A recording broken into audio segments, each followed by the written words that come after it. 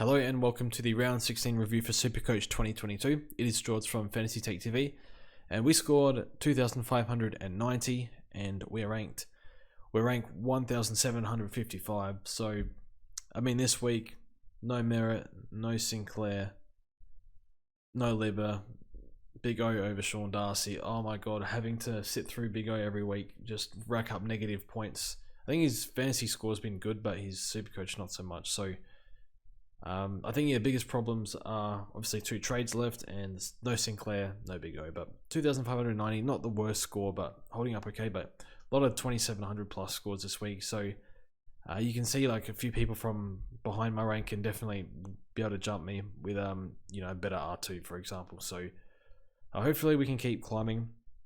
I mean, it's interesting because last year I was ranked in round 5 I was ranked 30. And this year, in round 5, I was ranked 30k.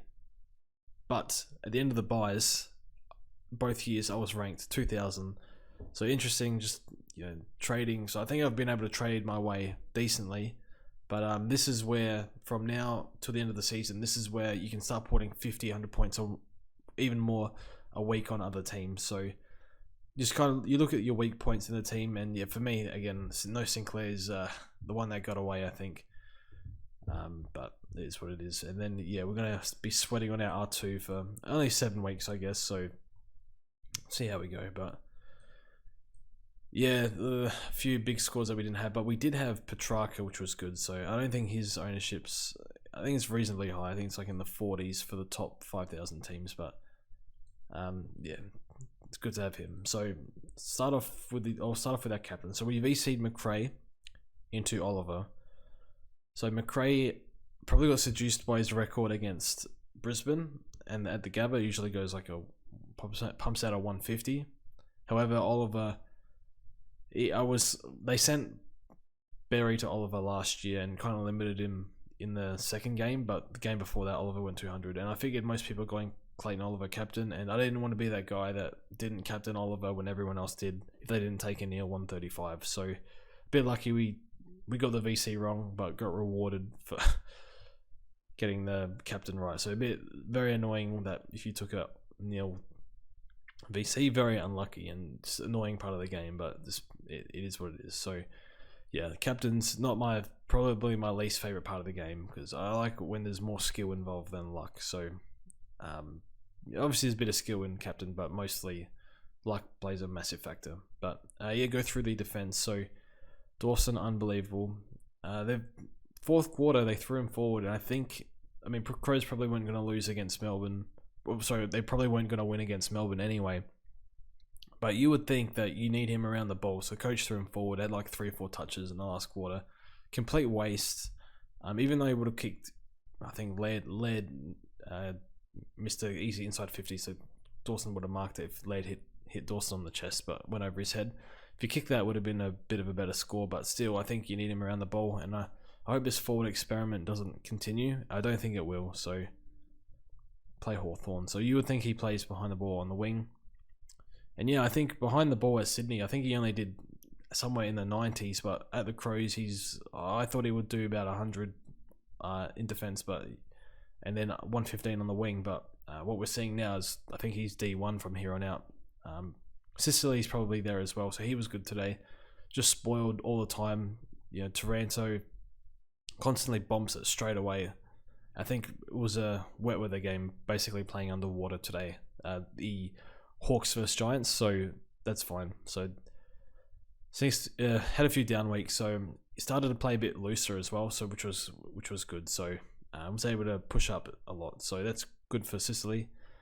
And yeah, we love 139, but highly owned, so it doesn't really, I think 80% in the top 5k, so it's not going to make a big of a difference. It's like a Doherty, for example. I think Doherty's around the 40% mark.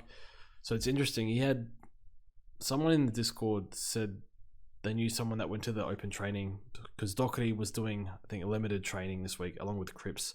Someone said Doherty had sore quads or something like that, but they get an 8-day break, 9-day break or something now, so hopefully he's all good. But you always worry slightly on Doherty, given his history, that you don't want him to flame out or anything, but I don't think he looked that bad. the 3 weeks before this, his fantasy scoring was, I think, average of 125 or something. So over 3 weeks, and this week, not great, 75. So we need more from him. Especially going against Sinclair. I think a lot of people would have one or the other. Maybe some have both, but I think at the time, after the buys, people were looking at one. So to lose 75 points on that really, really stings. And hopefully, if Doc gets within 10 points of Sinclair for the rest of the year, I'll be happy. So hopefully that happens. But yeah, he's been very good this year, so I wouldn't let one game deflate too much. Hugh at 87, not as good. Just don't notice him as much lately, but yeah, I had him D1 midway through the year, but he had all those 110 plus scores, and I don't think he's gone over 110 for a while. No, he hasn't gone over 110 since before the buy, so it's interesting. So I mean, it's whatever, everyone has him, so it's fine. And then Crisp, decent fourth quarter, so that's fine, but 79, not what we want. Behind the ball, I thought he was good behind the ball, but yeah, I don't know, couldn't get near it. Short, I did not watch this game.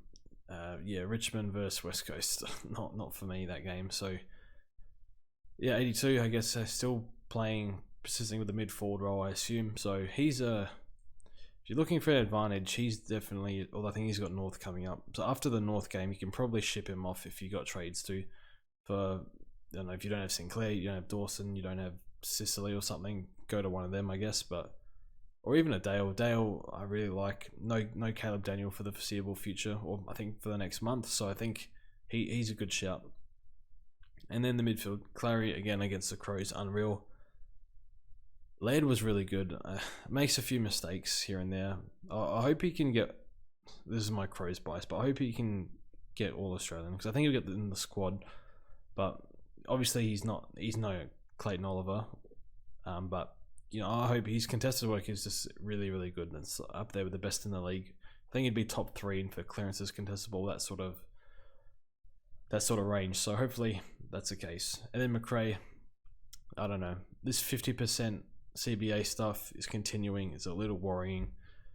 I'm not worrying in terms of like of the trade or anything like that, but in terms of captain. So I think everyone probably has him. I was the only idiot that didn't start him on the planet. So traded him in for 700k round 3. So it's just, yeah, did a bit silly, went silly on the trades there, and that's the problem. Doing trades like that. If I just started McRae and not, because his fixture as well early was really good. So if I just started him, I would have a non-donkey at R2. So, and then Witts is looking like I don't know. He's not looking great. I think this is third 60 or second. I'll get to him in a sec, but yeah, Neil solid on against the Dogs. Took was quite good. Not much to say on Took. And Sam Walsh, I think it was CBAs were up again. It's a bit more around the ball. I don't know what's going on with Chera. Chera looks droppable, I think, the way he's playing, and I think they took him out of CBAs completely, which is good for Walsh, I think. So I'm happy with that. But hopefully Chera can find some form next year because I need Walsh to get more CBA. So contestable was good. Petracca, unbelievable, just kind of took over the match early. Him and Oliver, just I think 100 at halftime, 3 goals. I think looked like he was toying with the Crows at times, but yeah, ragdolling a few plays. But yeah, unreal. 190. We needed that because I think most people would have saw Petracca as the weak link in the team. So like, look at this, just one big score here and this garbage for 5 weeks. So yeah, I mean, if you're going to trade him mid, I know people were frustrated with Petracca. It's definitely Cripps. So I think he's still getting a decent amount of touches, but the goals have dried up. I've been saying on the podcast about Cripps, we saw how many explosive efforts he was putting in, breaking out of stoppages, kicking goals from stoppage. It's completely gone. You do see him break away from stoppage sometimes, but far, far less frequently. So for me, he's no chance to be a top 8 mid, I think, from here on out, just given the eye test. And yeah, 5 and average 102. I think that's kind of where he's at, and you do worry that he could quite easily throw in like a 60 score at some point. So I'd be jumping off if you can. I can't, but 98's not bad. But when you have like all these sort of scores, and Brayshaw's been quite good lately. Who else is there? Like Parrish is good, I think. Somebody else I'm missing. Jack Steele. I'd love to get. Can we get to Steele? I don't think we can. 530. That's nothing. Ben Keys. Kelly's pretty cheap, but I don't want to go through Kelly. 6. We can't do that trade anyway, but it would be nice if we could. What's Cripps break even? 108. No, Steels would be up. That's whatever. And then the ruck line, Wits, just, I don't know. I saw a bit, he was rocking against Cox a lot because Darcy Cameron was injured, but I don't know, couldn't get the hit at advantage, and he's like his scoring in fantasy is disgusting. I think aside from the game against Port, his last 5 games I think in the ruck would be 75 average or something, possibly less. So yeah, it's whatever. Just I think his ownership's about 80-90% top 5k. So most people are in this boat together, and then Oscar just negative points, just printing them all day. So very frustrating pick. But yeah, this is what happens when you run out of trades. So it's what it is. And the forward line, we'll just quickly touch on. Bond was good. Cogs was solid. I think Disposal hurt him a bit, but in the wet, I think all of them, like Kelly, Cogs, Tirana, all of them had negative just because of the wet weather. I didn't see the Port Freo game. So Brody 96, we take that. Dunks was solid. Parker disappointing 4th quarter, just completely disappeared, but still 98. Still think he's top 6 mid.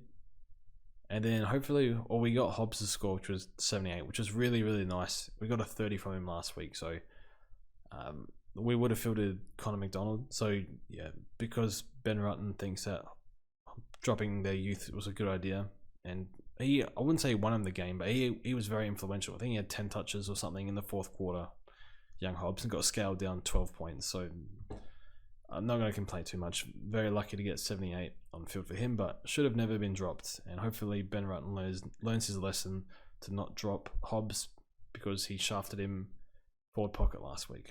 Playing around the ball, he can play. So that's the team. I mean, there's nothing we can do here. I mean, I'd love to use trades. I'd love to do, I don't know, Johnson Clark down to 102 and then get, that doesn't even work. Well, we'd need to cash in probably C-Mac, but C-Mac's our secondary cover, I think, with Hobbs. So not much we can do. Like, we could have gone Huerta and Brosio last week, but and then do an upgrade, but yeah, it's just not possible. So that's the team. That's where we're at. Nothing else to touch on. I didn't touch on a lot of soft tissue injuries this week. So the whole gang capitulated.